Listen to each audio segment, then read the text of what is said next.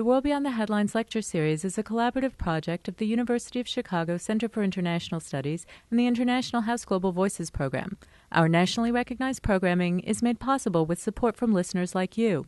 Secure the future of World Beyond the Headlines programming by making your gift online at alumniservices.uchicago.edu/giving.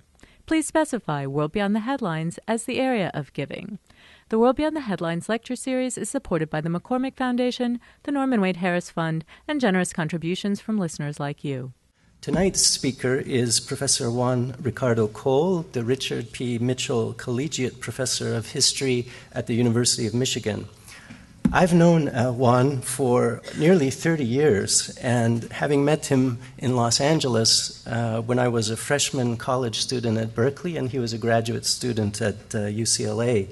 He may not remember this, but he very generously gave me much-needed encouragement and extremely sound advice for my academic career.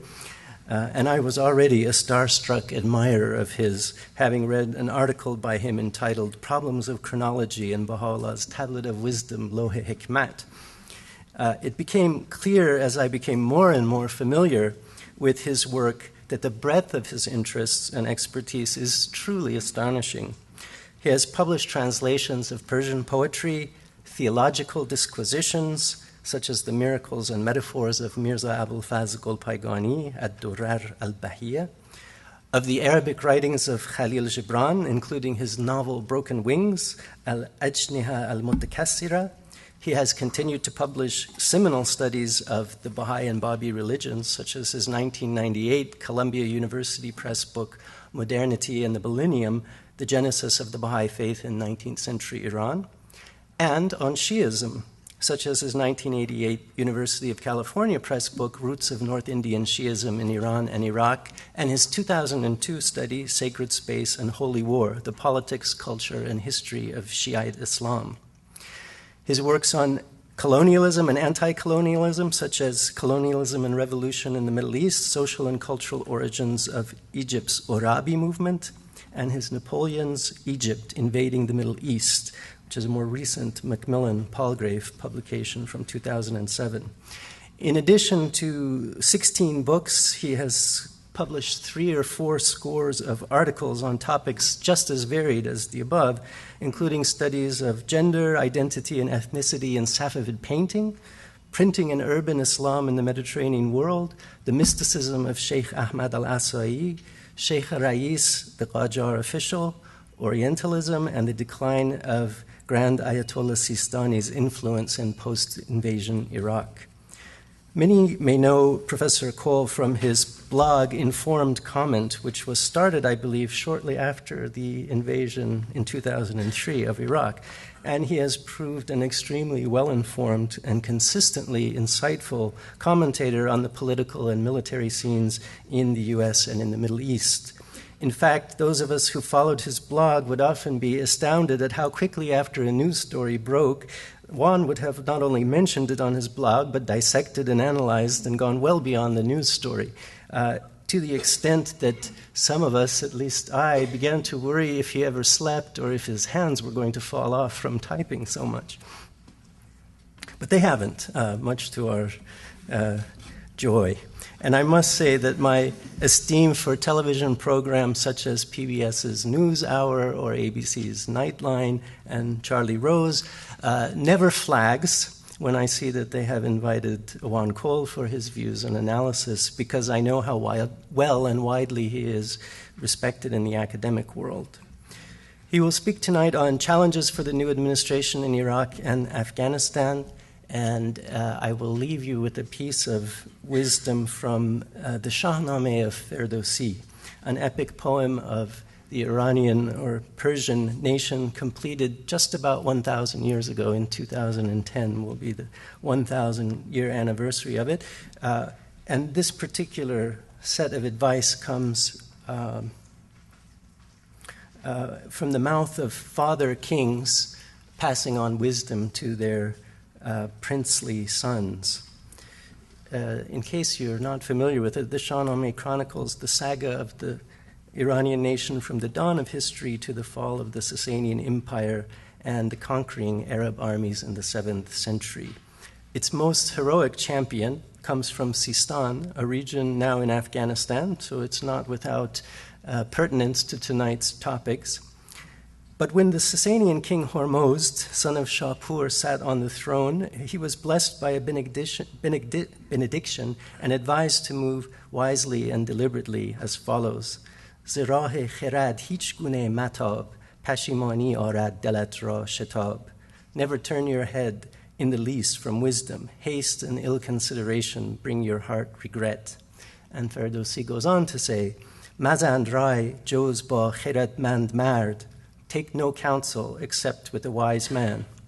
And I believe that Ferdowsi, were he here with us, would certainly have included Professor Cole in that category. So I am quite honored to present to you Professor Cole to speak on challenges for the new administration in Iraq and Afghanistan. Please join me in welcoming him.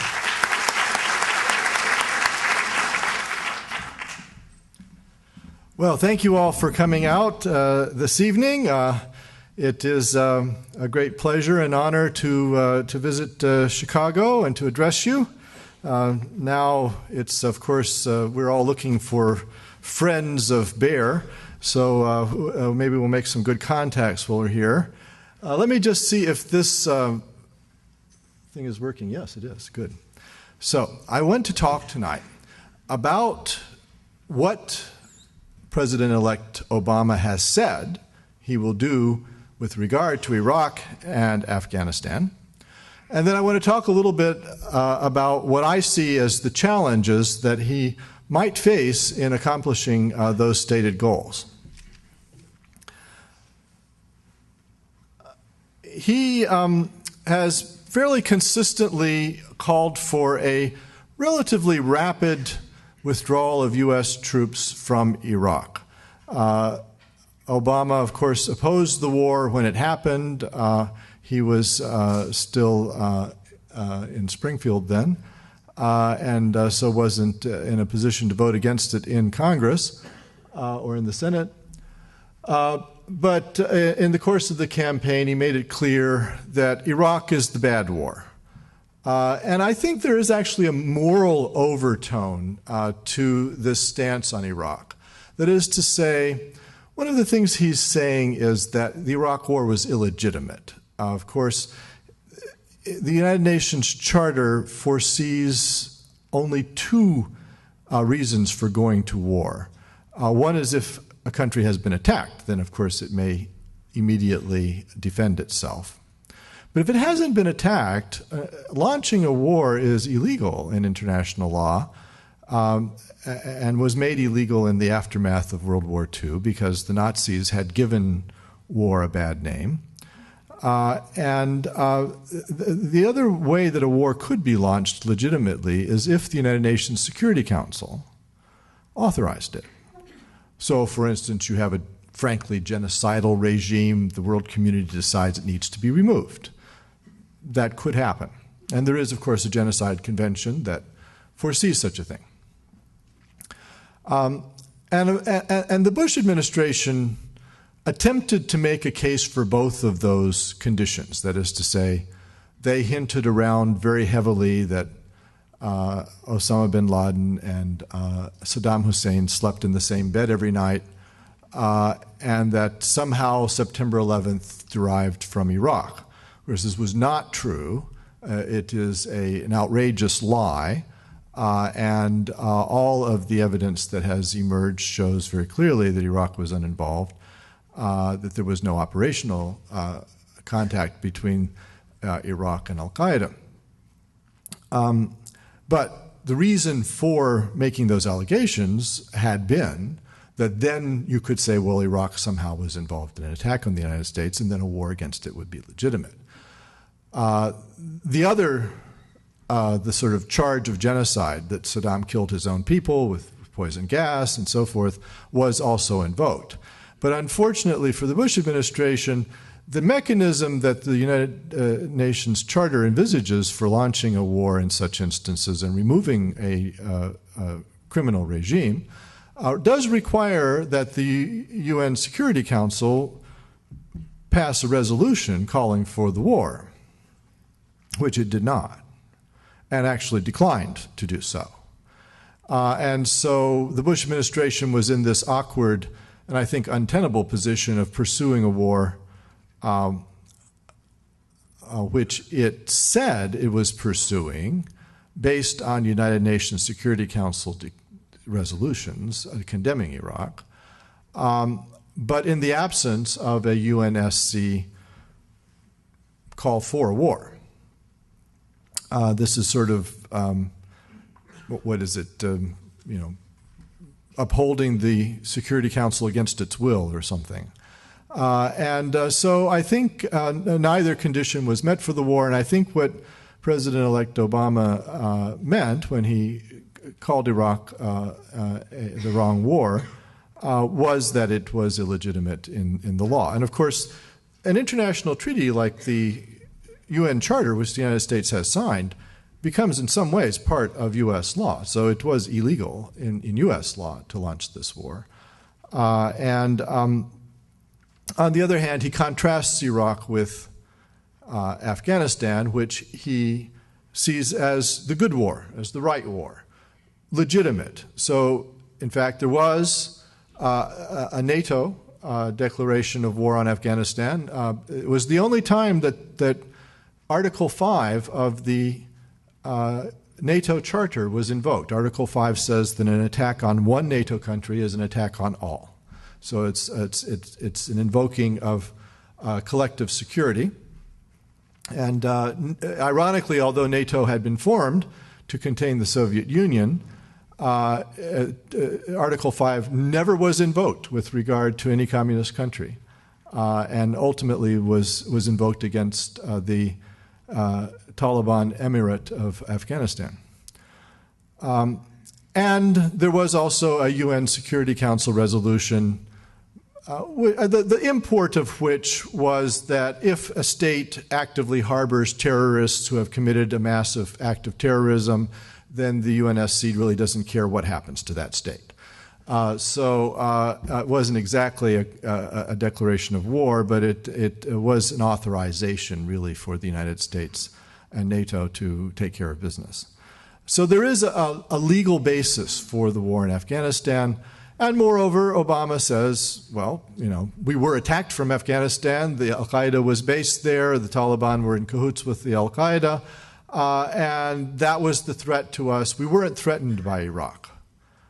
We took our eyes off the ball and diverted enormous amounts of resources, several hundreds of billions of dollars, lives lost, and so forth, to a fruitless and unnecessary and illegal war in Iraq, while allowing Afghanistan to gradually deteriorate into chaos and further violence and resurgent Taliban, resurgent Al-Qaeda.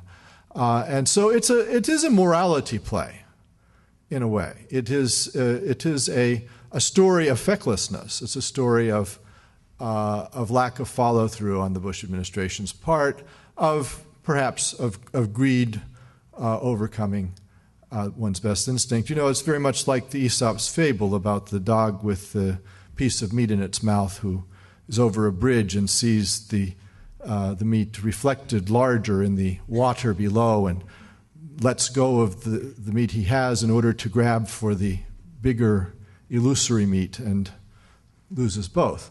And so that's really, I think, the kind of moral story that Obama is telling about Iraq and Afghanistan. Unlike Bush and McCain, Obama does not envisage long-term bases in Iraq. The Republican Party spokesman and leaders tended to see Iraq, they tried to put Iraq in the same frame as Japan and South Korea. So, we still have bases in Okinawa, we still have bases in South Korea all these years later. So they thought Iraq would likely be in a similar position. And they seemed to have it in mind that, Japan had been an enemy, we conquered it, turned it into a friend, and then kept bases there. So we'll do the same thing to Iraq.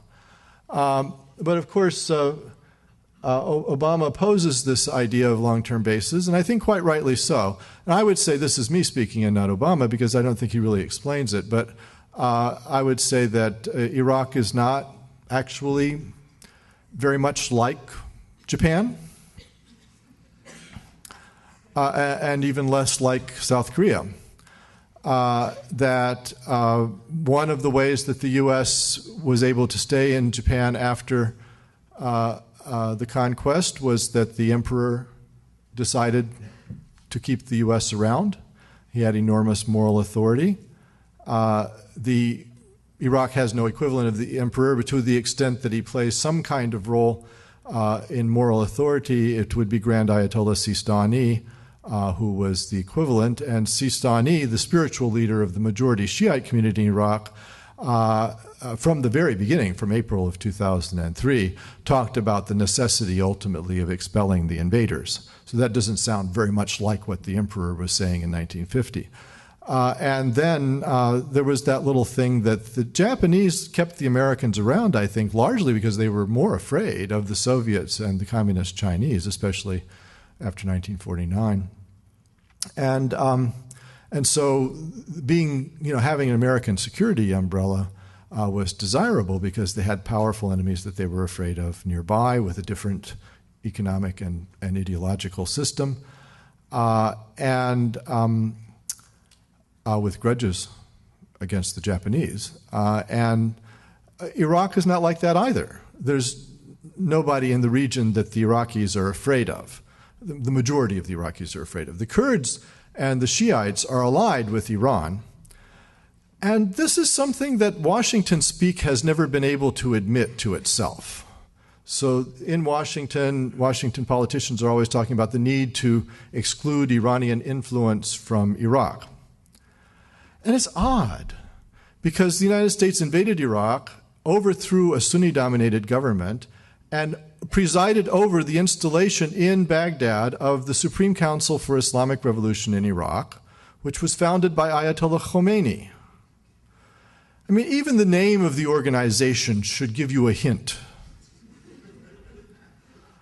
And so then for the Americans, having installed more or less those parties, the Islamic Missionary Party, the Dawah Party, and the Supreme Council for Islamic Revolution in Iraq in Baghdad, who were close to the Ayatollahs in Tehran, to turn around and say, well, it's very important that Iran not fall under Iranian influence, that Iraq not fall under Iranian influence, is bizarre. And, it's sort of like expressing the hope that the Pope won't be influential in Ireland. So Obama recognizes the lack of feasibility with regard to trying to keep bases in Iraq. And I think they would be an irritant, and there would be trouble about it if it was attempted. And then the Republicans on the other side would keep throwing up this possibility, well, if the United States withdraws from Iraq, what if al-Qaeda takes it over? And Dick Cheney talked about al-Qaeda taking over the Sunni Arab parts of Iraq and using it as a base to attack the United States. And then John McCain actually speculated that al-Qaeda might take over all of Iraq were the United States to leave. And I think Obama rightly dismisses these possibilities and says, well, if al-Qaeda did become powerful in some part of Iraq, so we would bomb it. We don't need to keep 160,000 troops there for this contingency. But I think what he recognizes is that the hyperbole coming from Cheney and McCain is implausible on the face of it. Al-Qaeda, first of all, is there really any Al-Qaeda in Iraq? I mean, how do you define Al-Qaeda?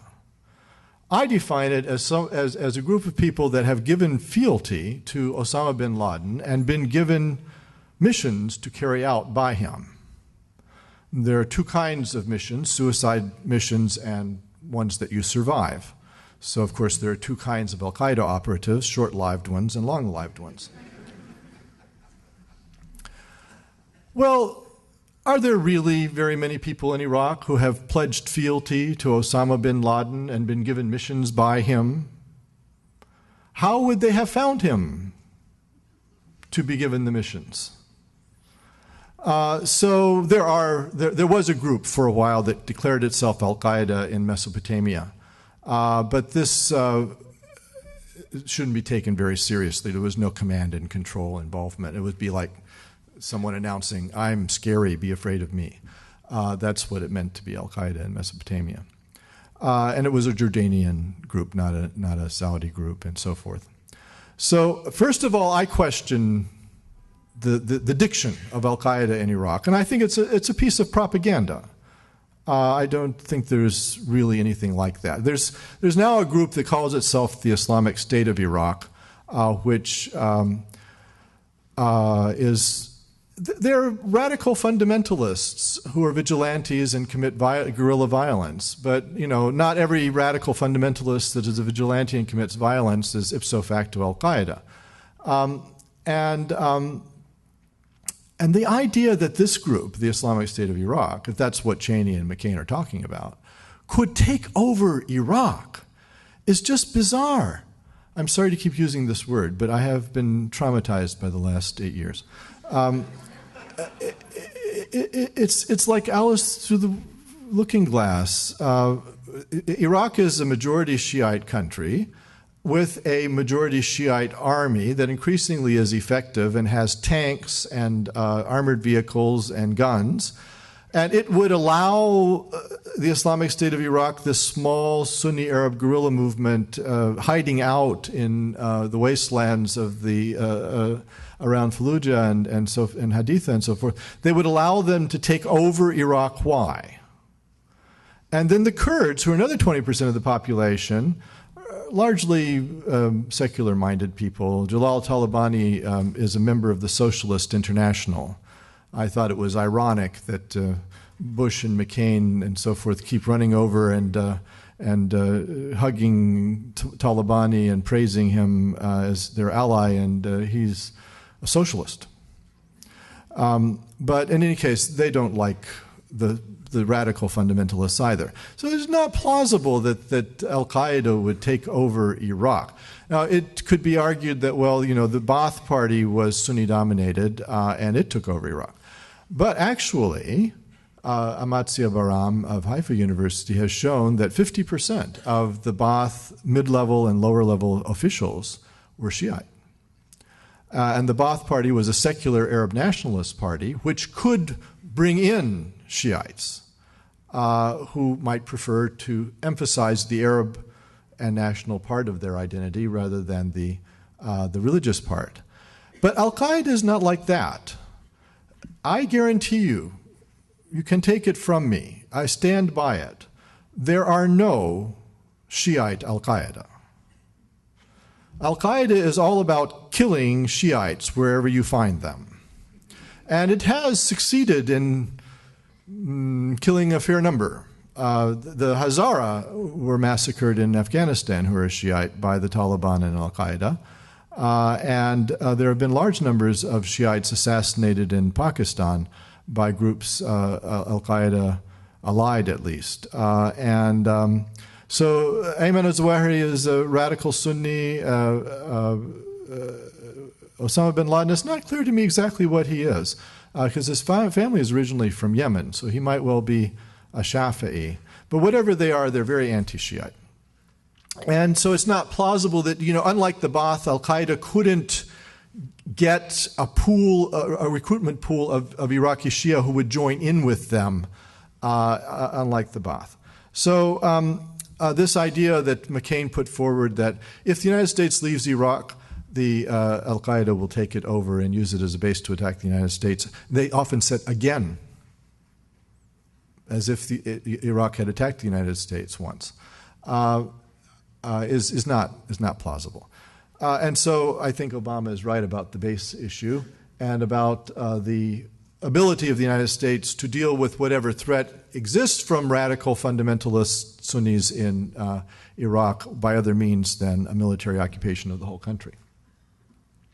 With regard to Afghanistan, Obama, as I said from the beginning of his campaign, identified it as the good war and argued that it was underfunded and understaffed and that needed more troops. And therefore, he was arguing that 10,000 more troops should be sent. Actually, 10,000 more troops were sent. So, but he wants to up the number of troops. And by the way, the military commanders like General David Petraeus agree that there need to be more troops in Afghanistan. So Obama's position on this is not out of sync with the military command. He pledged last summer in a major foreign policy speech $1 billion in civilian aid for Afghanistan, because everybody recognizes the situation in Afghanistan cannot be resolved solely by more troops or by more military action. This is a crushingly poor country. I mean, really fourth world country. Its infrastructure has been damaged by 30 years of war. Americans don't remember, but back in the Reagan era, we spent many billions of dollars to help destroy it in the course of getting the Soviets out of it by backing hardline fundamentalist radical Sunni terrorists, which at the time we thought that was a good idea. And some of whom went on to become al-Qaeda. But lots of things were blown up in Afghanistan, either by the Soviets or by the guerrilla groups that we were funding, and we twisted the Saudis' arms to fund more and so forth. And so, you know, there are landmines all over the place. When the Taliban were first overthrown and U.S. Reporters first got into Afghanistan, I still remember there was an MSNBC crew that rented a house in Kabul, and it was a fairly nice house and had survived the violence fairly well, but it did have a hole in the roof.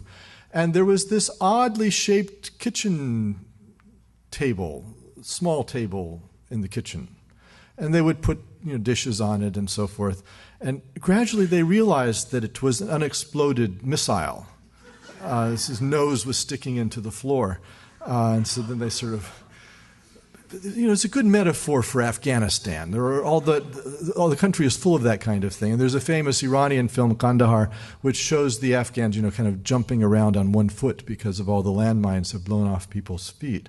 So this is a crushingly poor country. $1 billion in civilian aid is very necessary, but is a drop in the bucket compared to the real needs.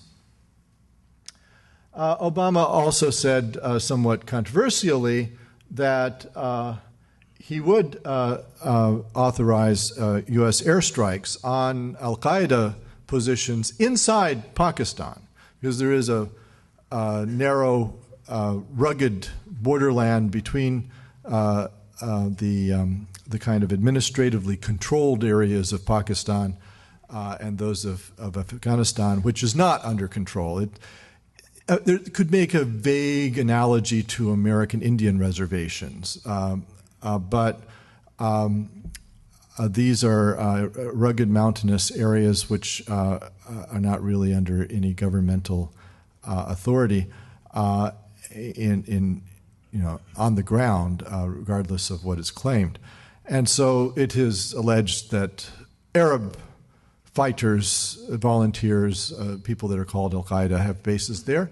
And the U.S. was not being given permission by the Pakistani government, understandably enough, I think, to violate Pakistani sovereignty by bombing Pakistan. It's kind of odd that the U.S. is demanding the right to bomb its allies. But Obama said that they should. If they got real-time actionable intelligence, top al-Qaeda leaders are in X place in Waziristan, put a bomb down on them, regardless of what the Pakistani government should say. And of course, Obama said this, and it's not really that controversial in fact, because what U.S. government wouldn't behave that way? And it gradually became Bush administration policy. There's an interesting way in which there's been an accommodation of Bush to Obama political stances over time. But I think what was remarkable was that Obama said it. And you don't ordinarily in diplomatic relations, you don't announce that you will bomb your allies. And the Pakistani public did not like this. In fact, you read those newspaper articles about how the people of the Middle East are also very happy that Obama was elected. In Pakistan, not so much. And then he also recently has been, his campaign at least, has been talking about pursuing negotiations with Iran with regard to Iranian influence, possibly in calming down Afghanistan, as well as with Pakistan and other neighbors, and of also negotiating with what they're calling reconcilable Taliban. These are presumably elements of the Taliban that would negotiate a settlement, and apparently it's being alleged that there are some that wouldn't. Actually, if you know Afghan politics very well, there's no such a thing as irreconcilable. It's a segmentary lineage system, the anthropologists call it. It's clans, it's feuds among clans, it's feuds between clans, it's feuds that unite clans against other clans, and it's kaleidoscopic. It's always changing. President Hamid Karzai, who's the great champion and lionized by Washington and so forth, had a brief alliance with the Taliban in 1996. Some high-ranking members of the Bush administration advocated good relations with the Taliban in the mid-1990s, and our ambassador to the United Nations could be instanced, who has, as I believe, a University of Chicago connection. So the idea that there are reconcilable, irreconcilable, I mean, that's probably too much. One thing might be mentioned about Afghanistan in addition, which is that the idea that what's needed in Afghanistan is more troops, a bigger military establishment, it has implications for the NATO commitment. Now, most people don't realize there are 66,000 American and NATO troops in Afghanistan as we speak. I think the Soviets at their height had 150,000. And as you know, they lost. So 66,000 is quite a lot. And this is not popular in NATO countries. That is to say, if you did a poll of the Italians and the Poles and the Spanish withdrew from Iraq, but they're in Afghanistan, the Australians and so forth, even our neighbors to the north, the Canadians don't want to be in Afghanistan. The publics don't want to be. And the governments are there because Article 5 of the NATO Charter was invoked, but they don't want to be there much longer. And so the Harper administration in Canada has announced that it's getting out in 3 years, come hell or high water. And a lot of the NATO countries look at Obama not as a peacemaker, but as someone who has yet another war on his mind and, moreover, wants to drag them into it. So this could be an irritant in the new administration's relations with some of the NATO countries. Now, this map of Iraq I show you just to situate things is showing Iraq divided into 3 demographic zones. The green in the south is the Shiites, the Shiite Arabs. The white part in the center and west is the Sunni Arabs.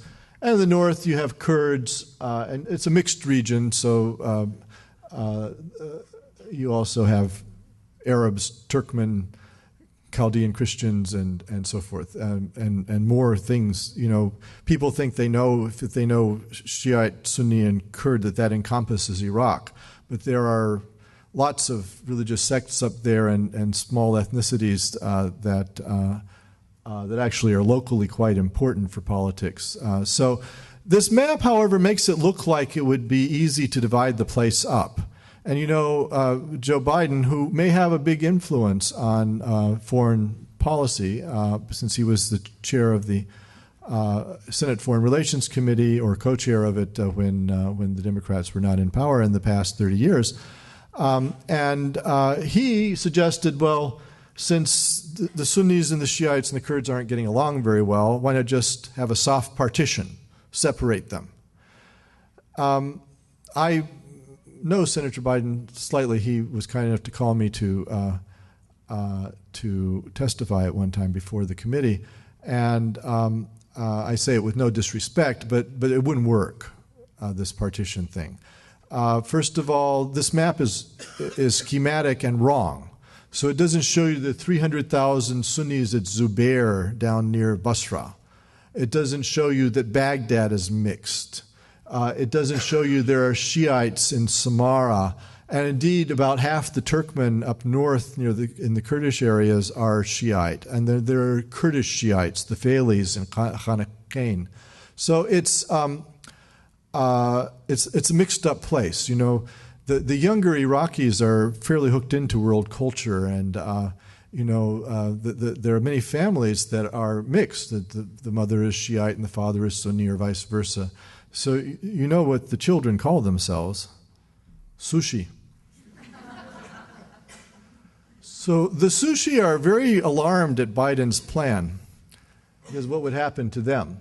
Now, it's sometimes said it's a partition plan. It's not. Biden doesn't advocate making 3 countries there. This is a loose federal government over 3 big ethnically based provinces.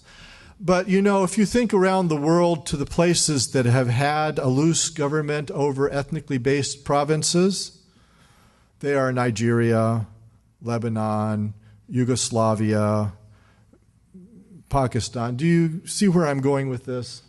It doesn't seem to create a stable situation. Now, one of the big problems with Biden's plan is that nobody in Iraq wants it, except maybe the Kurds. And even they denounce it in public. So after Biden's plan was announced, the Iraqi Parliament had a special session in which all 275 elected members of the Iraqi Parliament took turns beating up on poor Joe Biden as an imperialist divider of the eternal, sacred, and indivisible Iraqi nation. And you would say, but they have divided themselves and killed each other, yes, that's how they're behaving. But when they speak, it's of the indivisible Iraqi nation. And so he was roundly denounced for this plan. And I think also, when Biden put it forward, there was a time when the United States still had a great deal of influence in Iraq. But how would this plan now be implemented? I mean, wouldn't the Iraqi Parliament be the body that implemented any such plan? And it has denounced the plan. All the parties in Parliament have really denounced this plan. So I wouldn't advise Senator Biden or Vice President-elect Biden to pursue this particular course of action, and I don't think actually that it would be possible to pursue it, because I think if the Obama administration really does want to get out of Iraq in 2010, and now the new security agreement that's being forged between Washington and Baghdad specifies at the latest 2011, there's not going to be time for such ambitious sort of gerrymandering of Iraq.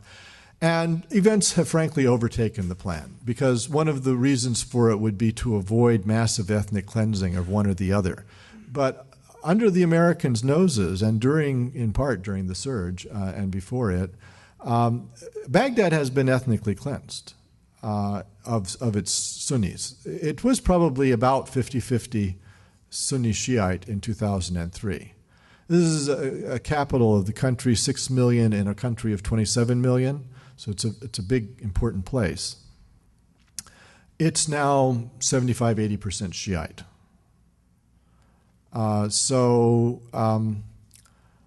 In fact, I can't show you all my slides because of time constraints, but I'm going to flip forward and show you a slide of how Baghdad has been ethnically cleansed. Just a second.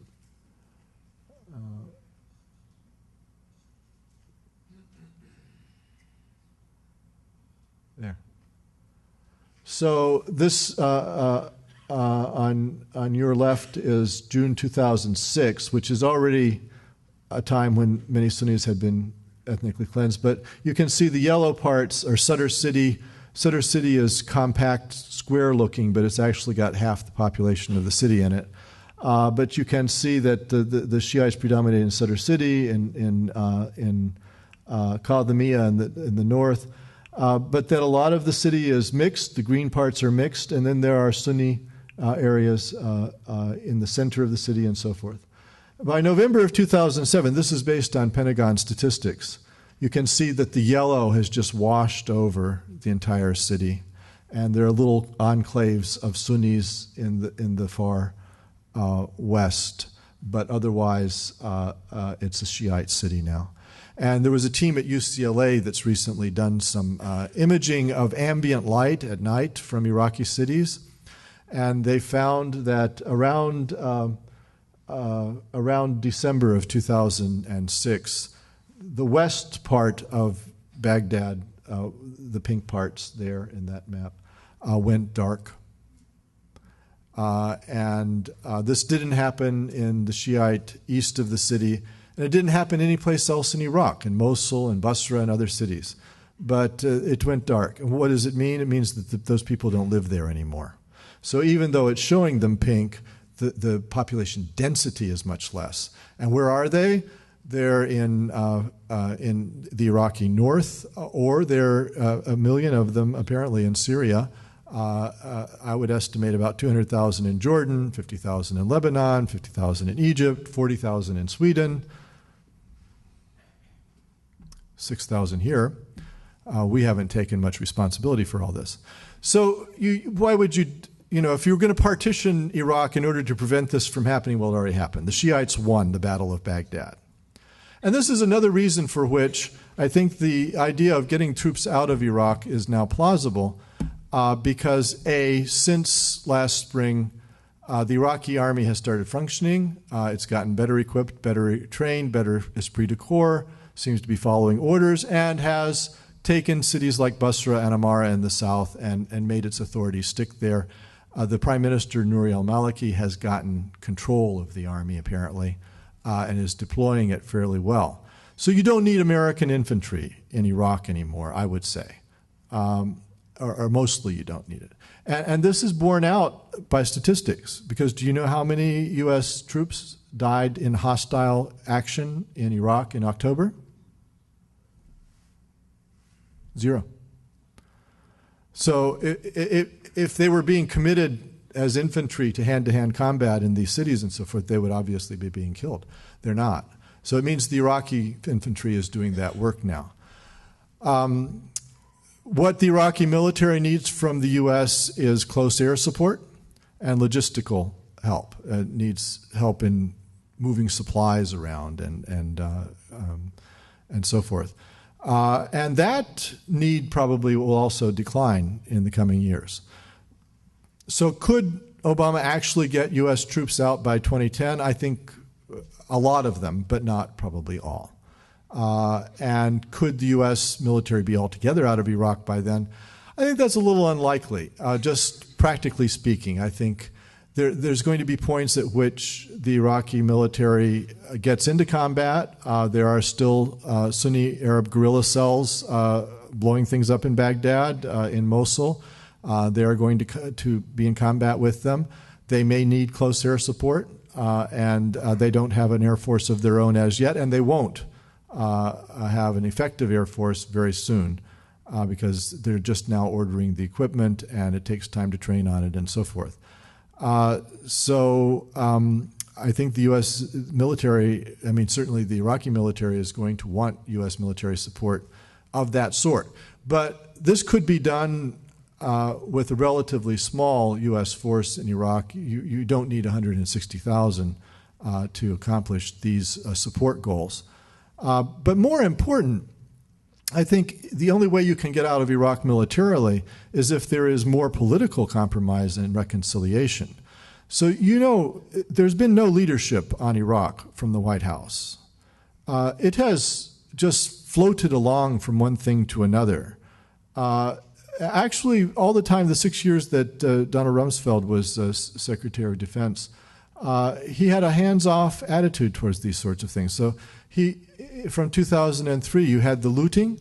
He denied that there was any looting in Iraq. He said CNN had a tape of one guy stealing a vase and then looped it over and over again. There was massive looting of Iraq everywhere. I mean, this involved tens of thousands of people. 17,000 artifacts were stolen from the Baghdad Museum. Rumsfeld said, well, how many vases could they have? Well, I don't know. They invented the vase. They might have quite a few by now. Then in the summer of 2003, guerrilla war began with the Sunni Arabs, and Rumsfeld denied that. He said it's not a guerrilla war.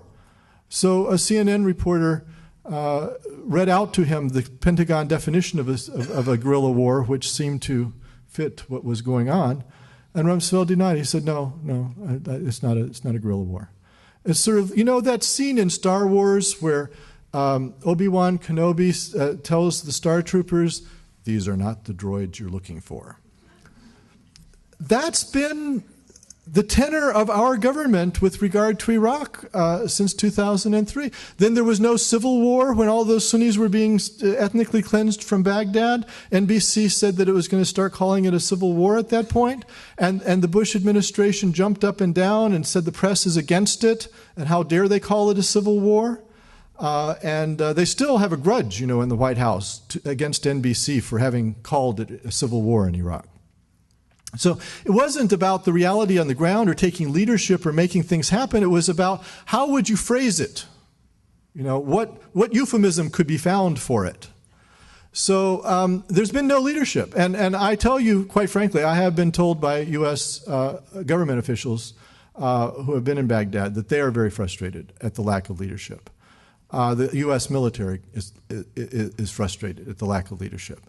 The decider hasn't very often decided anything. And so if Obama is going to get out of Iraq, one of the things that I would urge on him is to be the diplomat in chief.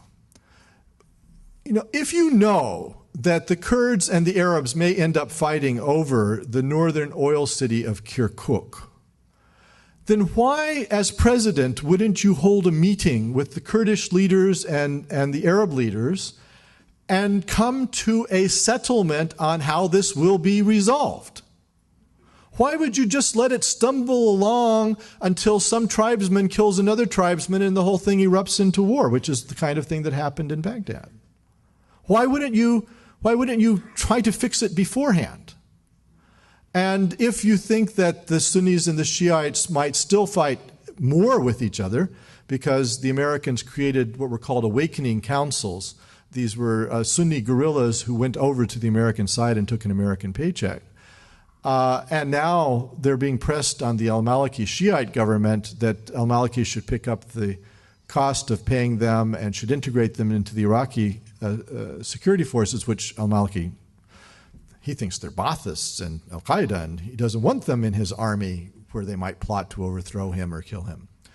If you know that all of this conflict is likely to happen as you leave between the Sunnis and the Shiites, then again, why don't we hold a few meetings, try to work out a bargain? How did the Lebanese Civil War end, which was fought from 1975 to 1989, and I lived in the first part of it?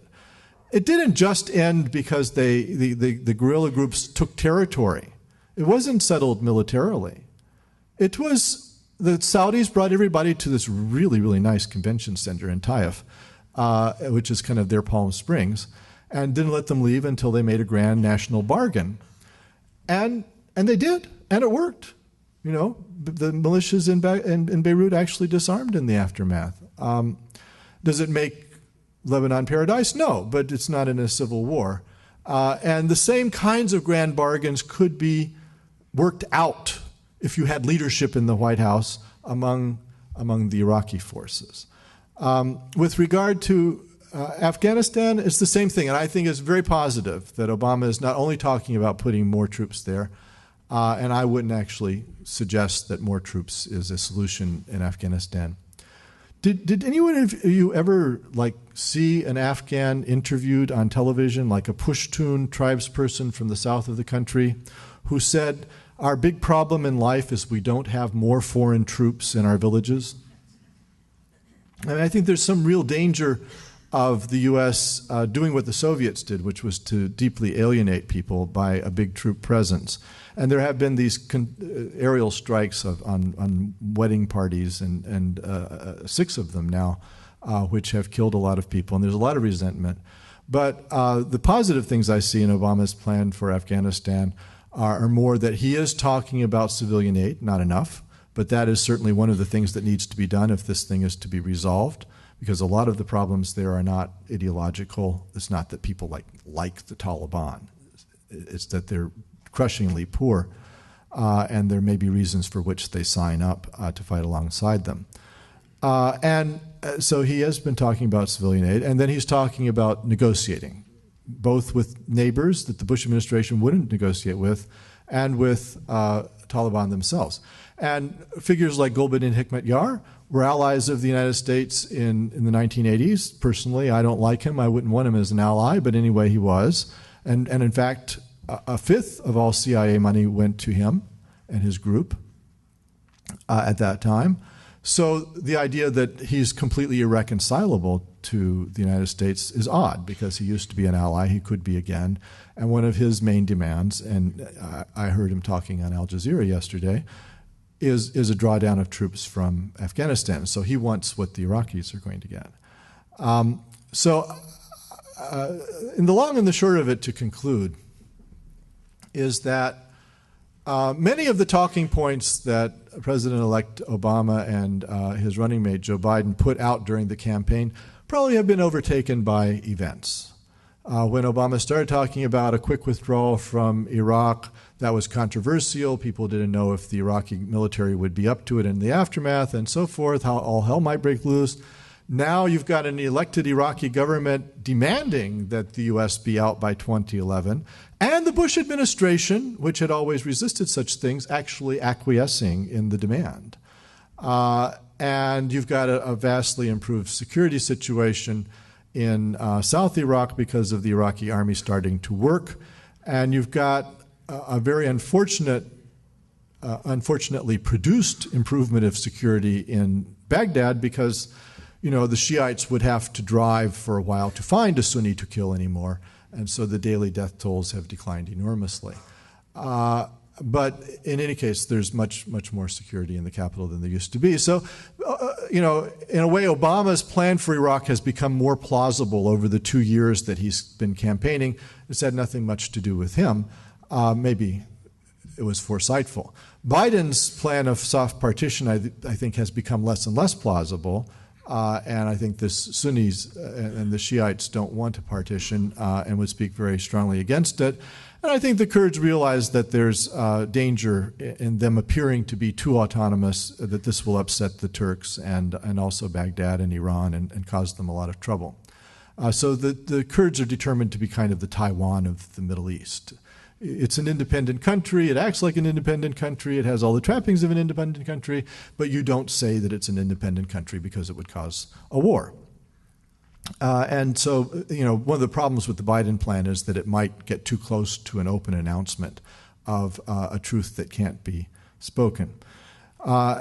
So I think all of these plans are well and good. How they're implemented is very important. But that the chief thing that's needed is leadership, diplomacy, and follow-through. And that's something we haven't had for quite a while. Thank you.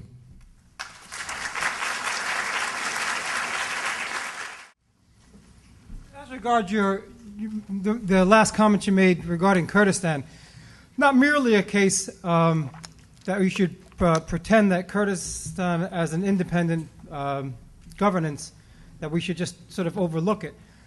That what really would be at issue is that they would be able to negotiate separately with the United States over their oil.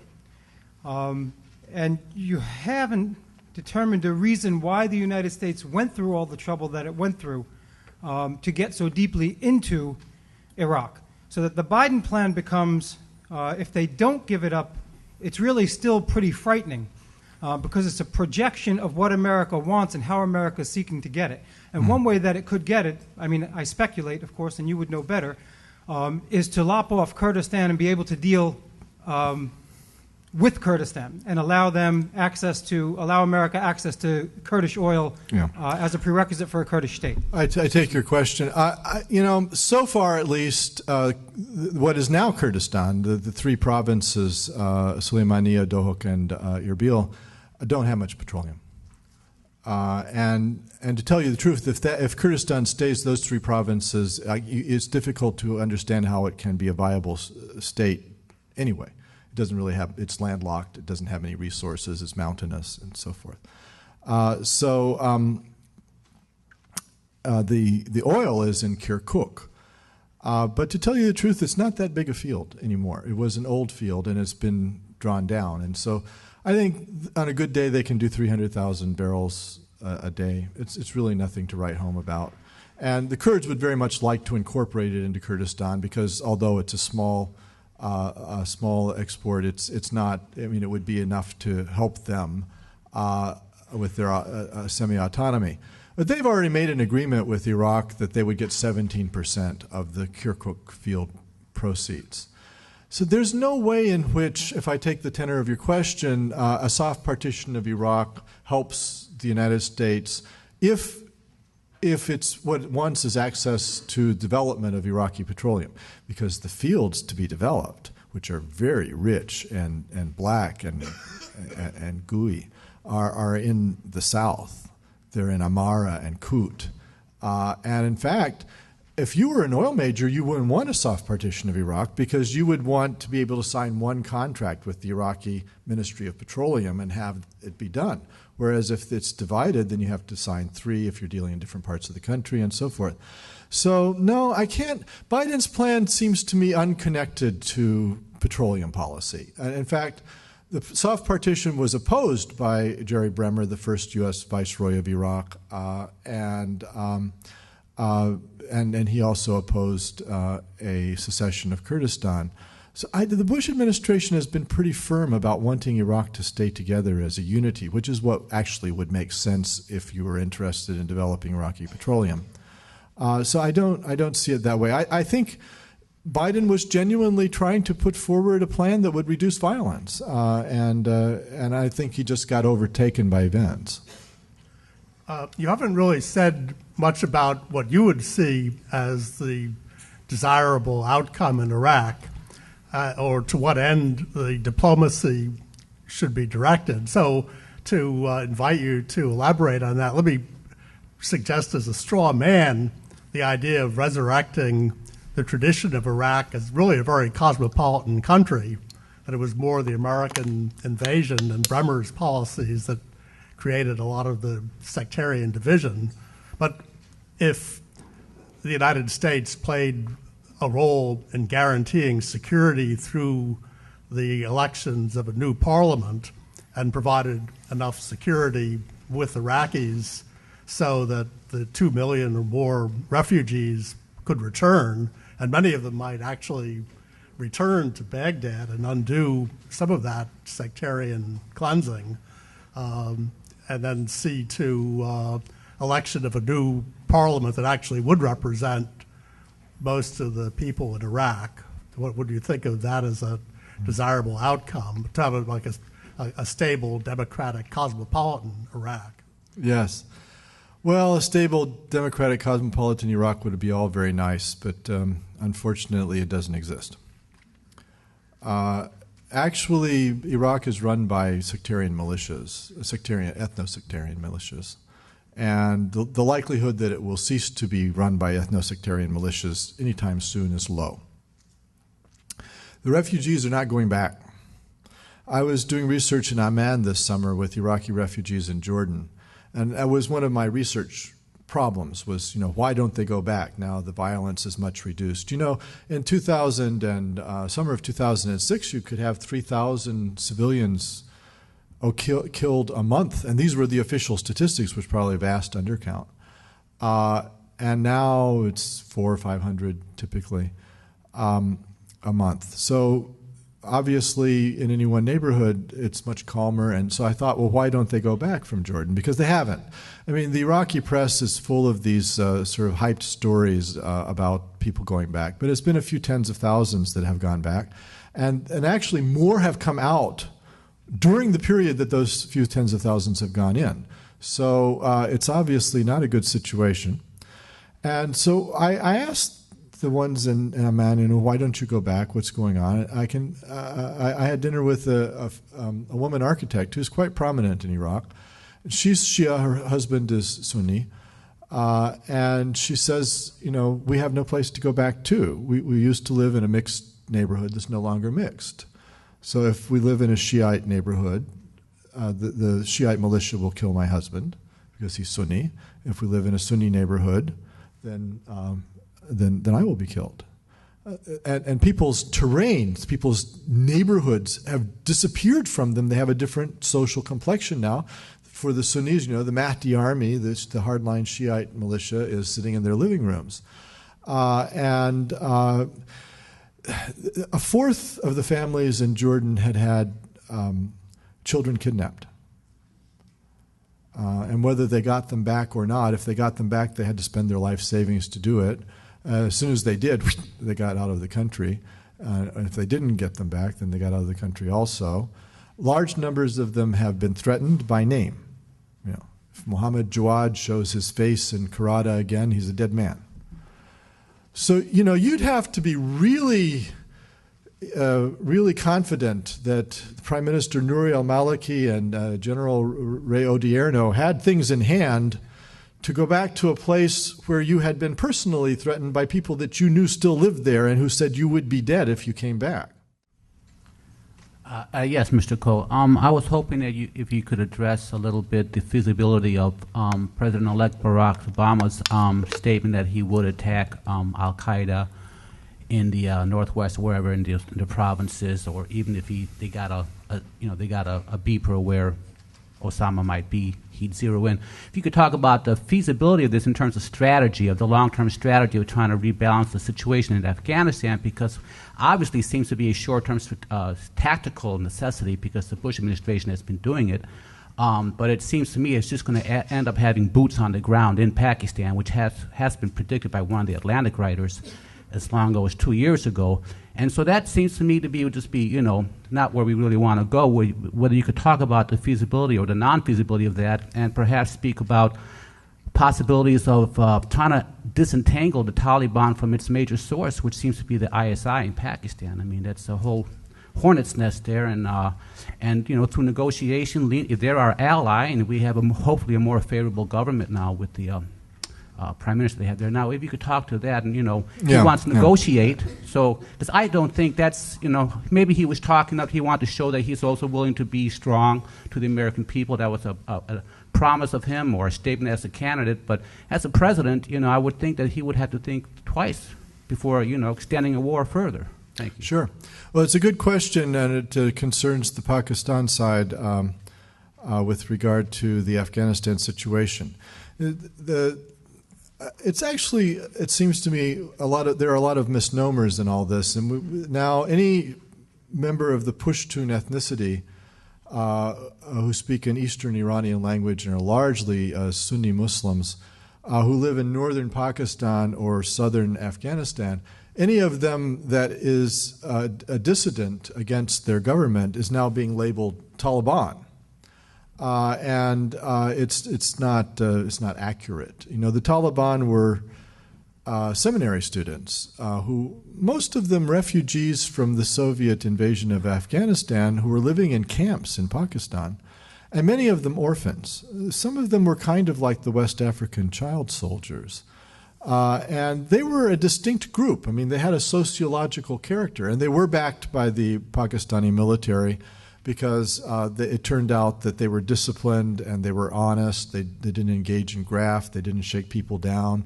They were kind of like Mussolini. They made the trains run on time. Afghanistan, I don't think, has many trains, but they did whatever the equivalent was in Afghanistan. And so it was a way for the Pakistani military to assert its influence in Afghanistan at a time when the old warlords who had fought the Soviets were tearing the country apart with their own internal battles.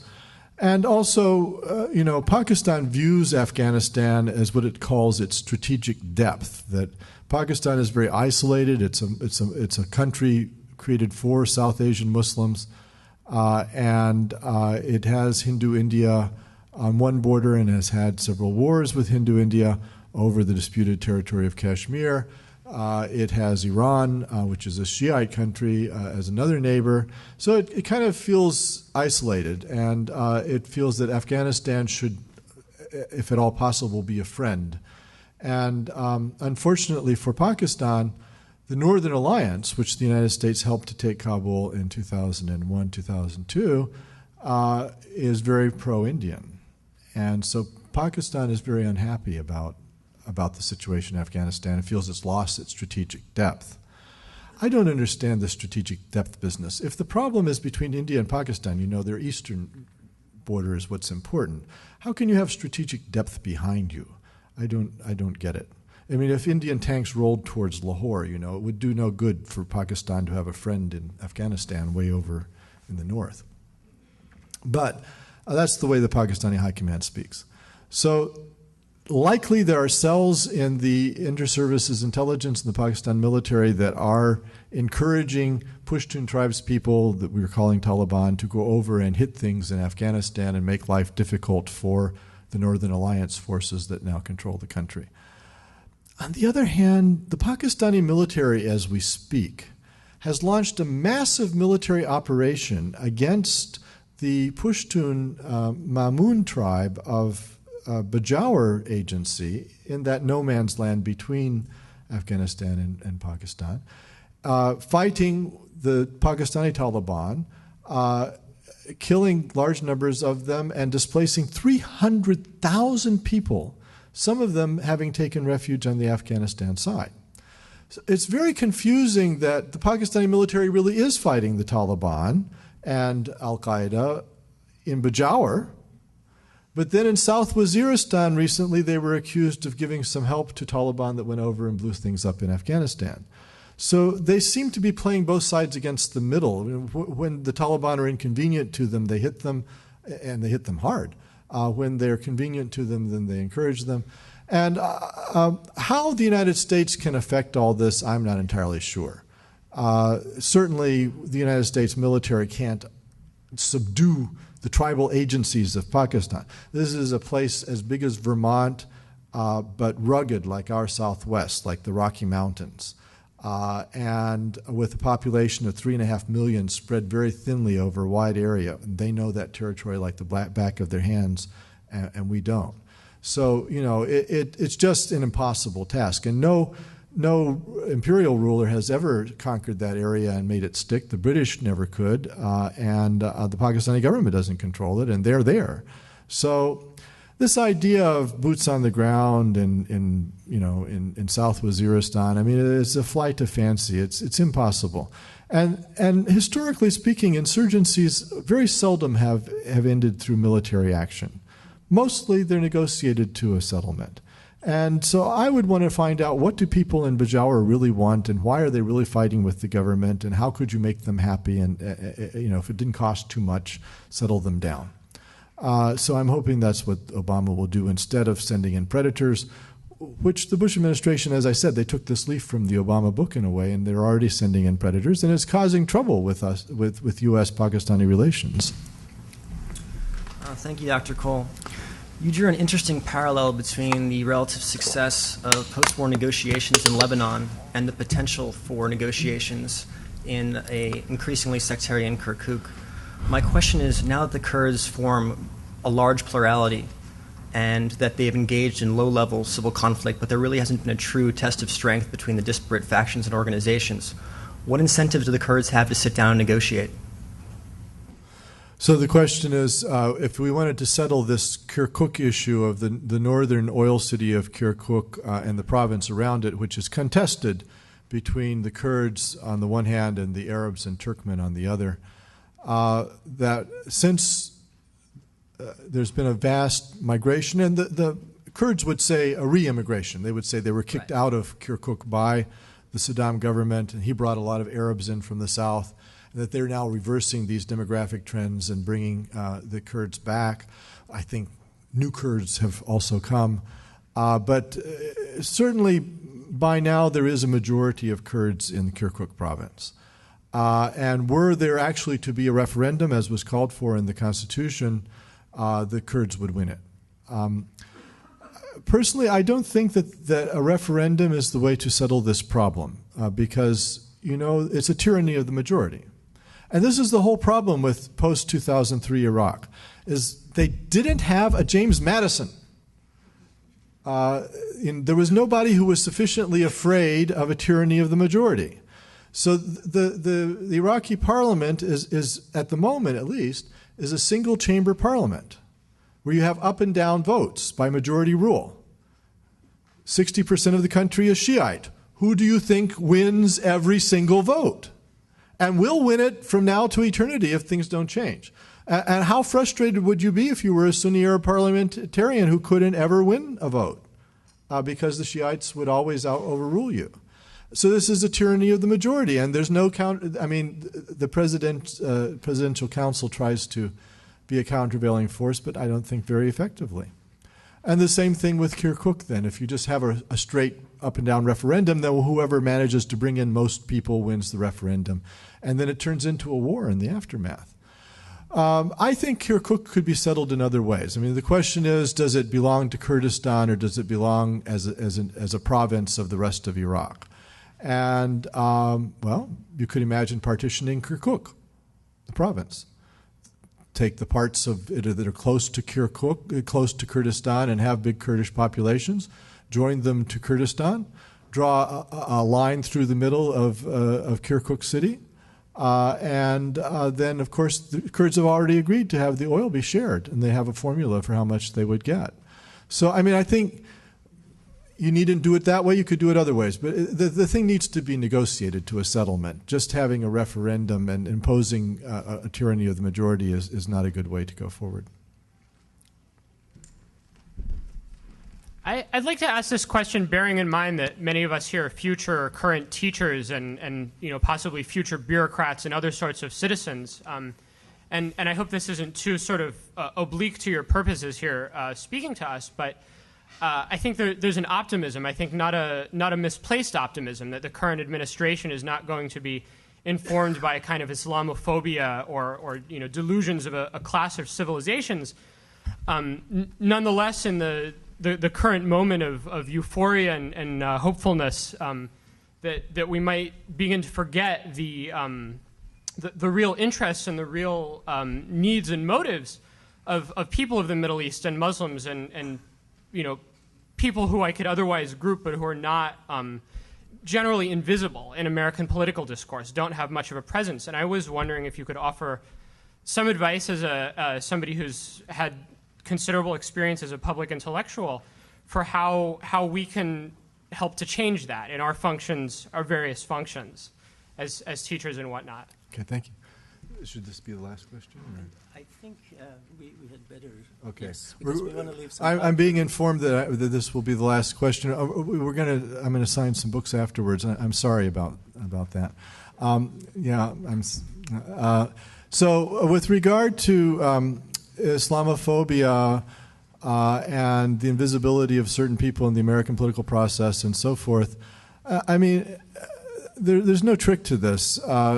The issue is getting oneself informed, reading about the new minorities in the United States. The Muslim Americans are a major one about which there is a growing academic literature, being aware of groups that advocate for them. The Council on American Islamic Relations is one, and there are others. The Arab Institute in Washington, D.C., headed by James Zogby, the Arab American Anti-Discrimination Committee, the ADC. Personally, I joined the ADC. I'm a mutt, as Obama said he was. Who knows? But the things we know about are German and Irish and French and British and so forth. But I'm a member of the Arab American Anti-Discrimination Committee, and I think that more people of various ethnicities in this country need to be, because it's a truism, and I think Churchill pointed it out, that a civilization is judged by how it treats its minorities.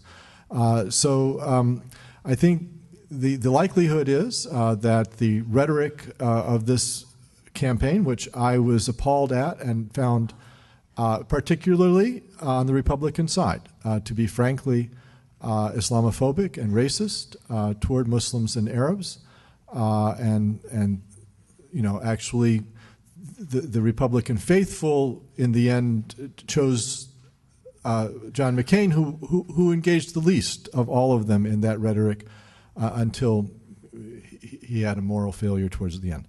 But Giuliani and Huckabee and others said things, I think, that were they said about any other minority in the United States would have been thought completely unacceptable. So I think that the Muslim American and the Arab American communities have been energized by this kind of tactic and by the way in which they've been dragged into the public arena. And I think the rest of us can help the country to go forward and to heal what has been a really nasty campaign in this regard by just joining and reading and being aware that we are a multi-ethnic society, and indeed the United States is increasingly very much like the world. Bill Clinton said he wanted his cabinet to look like America. Well, I've got news for Bill. America increasingly looks like the world, and that means we have a lot of work to do if we're all to get along.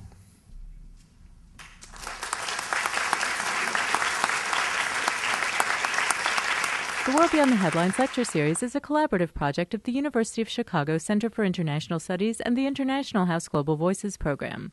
The World Beyond the Headlines series aims to bring scholars and journalists together to consider international news stories and how these stories are covered. As a listener, you have come to rely on this program for in-depth analysis of major issues facing our country and our world. But we can only continue our nationally recognized coverage with support from you. Secure the future of World Beyond the Headlines programming by making your gift online at alumniservices.uchicago.edu/giving. Please specify World Beyond the Headlines as the area of giving. The World Beyond the Headlines series is supported by the McCormick Foundation, the Norman Wade Harris Fund, and from generous contributions from listeners like you.